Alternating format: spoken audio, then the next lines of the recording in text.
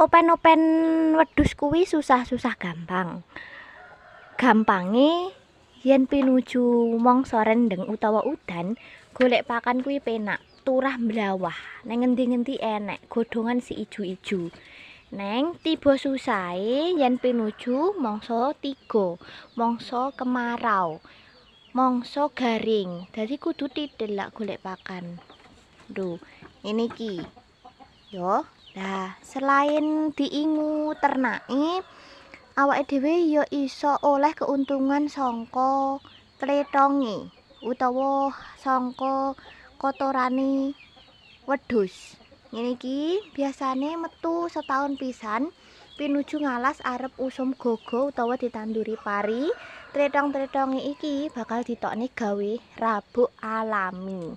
Dadi ora mung wedhuse wae sing ngasilke, tapi ya iso saka kompose utawa saka kotoran ternake.